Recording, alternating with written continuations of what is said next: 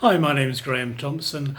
So, Tommy Robinson has lost the libel action brought against him by Jamal Hijazi.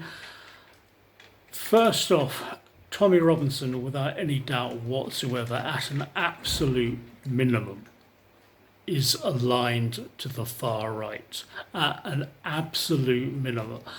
And I would not touch him with a political barge pole, something I have said before and I'm saying again. I did, however, make 2 donations to his Jamal legal fund. Do I now regret that? No, I don't. The 2 main reasons why I had donated, despite making very clear in various videos that Tommy Robinson is at a minimum aligned to the far right, and I wouldn't touch him with the proverbial. 2 main reasons. One, defending that case in court was a tremendous act of courage for 2 reasons. One,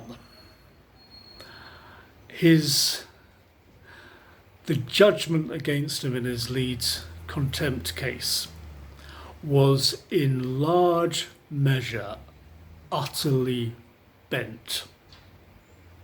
And knowing that judges in one of the highest courts in the land can be utterly bent against him, to nevertheless be willing to fight the Jamal case in court was extremely brave.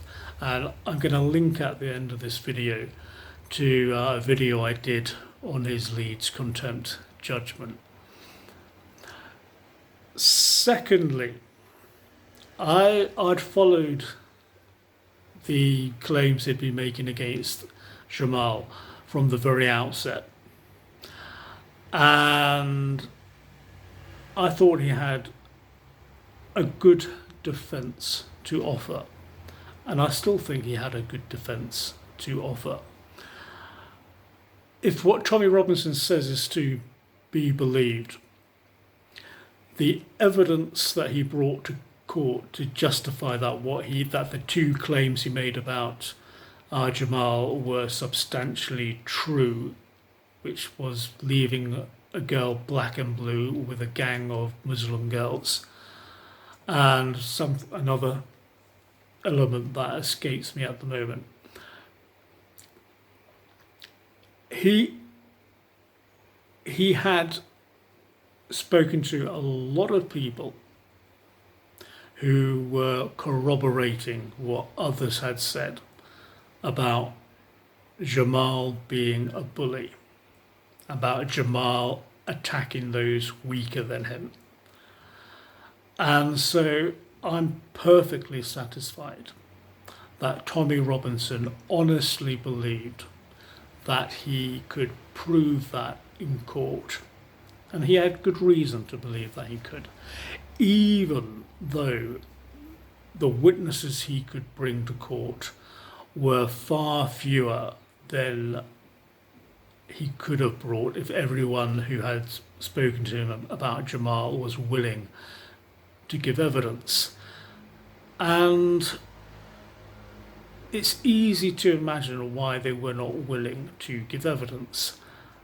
We had decades of Muslim grooming gangs acting with impunity because the police were afraid to act because of racism and Islamophobia allegations.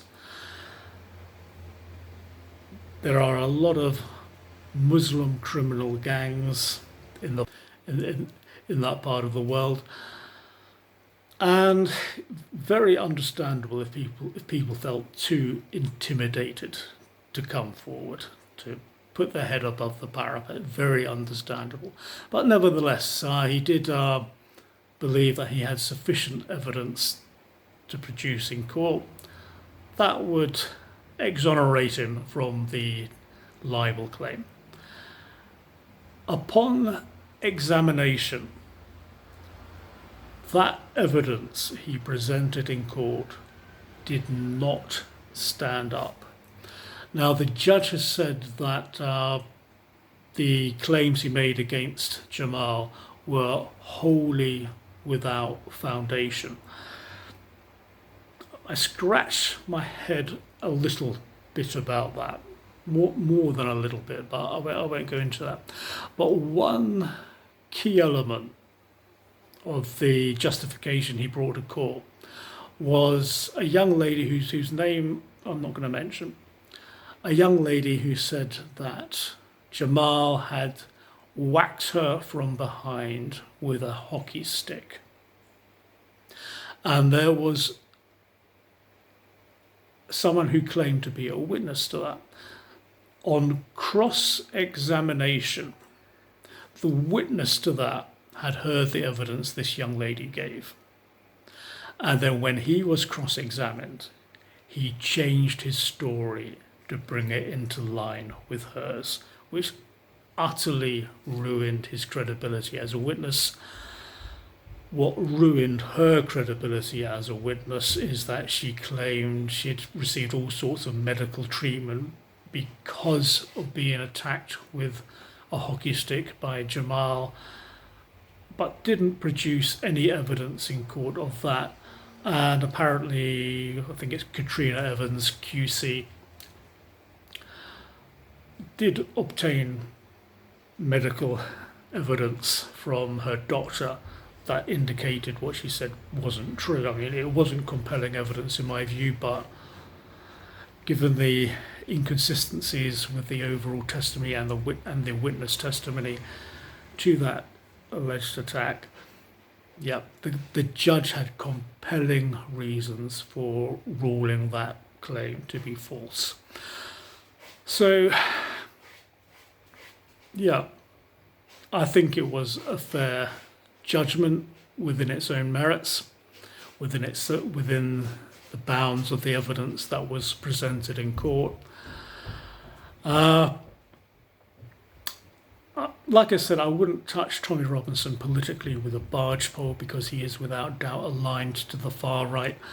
I have, though, always lived with the hope that one day he may decouple himself from the far right and be a tremendous asset to British democracy that I think he's very capable of being.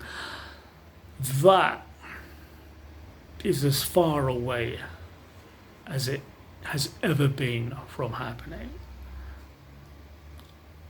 I watch his Telegram page.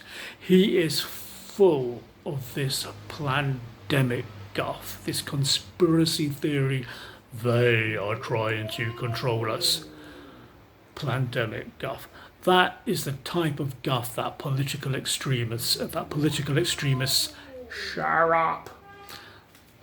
That is the type of guff that political extremists on the far left or the far right will try to stoke up discontent amongst Her Majesty's subjects to advance their extremist cause of overthrowing the democratic order. As ever, my cat's doing their best to enhance the gravitas of this little video. Thank you. So the chances that Tommy Robinson will ever live the potential, as I see it, of being an asset to British democracy as slim as ever. He is fully on course to being an anti-Churchill who will one day make someone a Hitler, without doubt. But you can't help but admire the guy on a personal level. Tremendously courageous, speaks the truth about Islam like no other person in the country. Someone like Douglas Murray has a lot of sympathy for him, agrees with a lot of what he says. Douglas Murray has never shared a platform with Tommy Robinson. He's defended him from the abuses within the system against him, from his timing present, stuff like that. Never shared a platform. Why is that? Because without question, at a bare minimum, I say it again, always worth saying, Tommy Robinson is aligned with the far right. And with all this plandemic nutjob guff that is coming out with, don't expect him to be an asset to British democracy soon. Now, it looks like there will be a court injunction about him releasing his documentary that will produce all of the evidence, or at least a lot of the evidence, that he couldn't bring to court to justify the claims that he made against Jamal. So if it does see the light of day, then he will be putting himself at considerable risk from the court on that. I hope he doesn't do it if he is going to be at considerable risk, because like a lot of people who do not support him, I do have a soft spot for him. A very long time mate of mine, out of the blue, sent a video Tommy Robinson did on BLM. This is a mate who's quite a lefty. He stood as a Liberal Democrat candidate before. And he was wholly in tune with what Tommy Robinson was saying about BLM, as I was. But I gave him my perspective on Tommy Robinson and the reasons for it. And he was, oh, yeah, thanks for letting me know that. So his support of what he said didn't, thankfully, go down the rabbit hole of actually supporting far-right Tommy Robinson.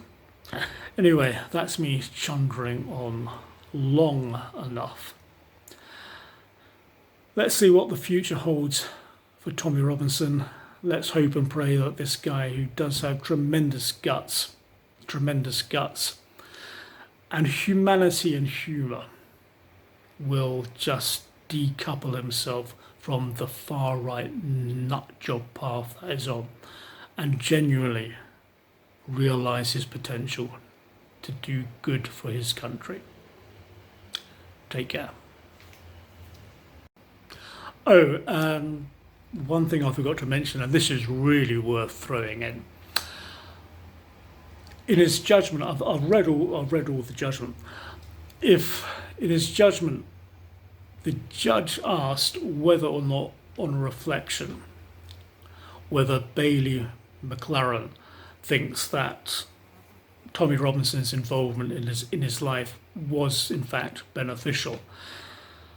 One thing the judge also did find is that from the evidence presented at trial, he could not conclude that Bailey McLaren's attack on Jamal was racially motivated.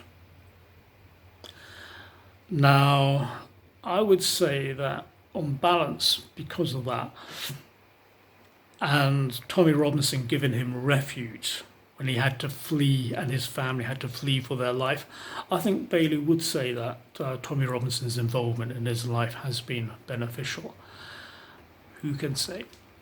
But yeah, that's a takeaway that really does need to be mentioned from His Honour Justice Ticklin, I believe that is his name, His Honour Justice Ticklin's judgment. Take care.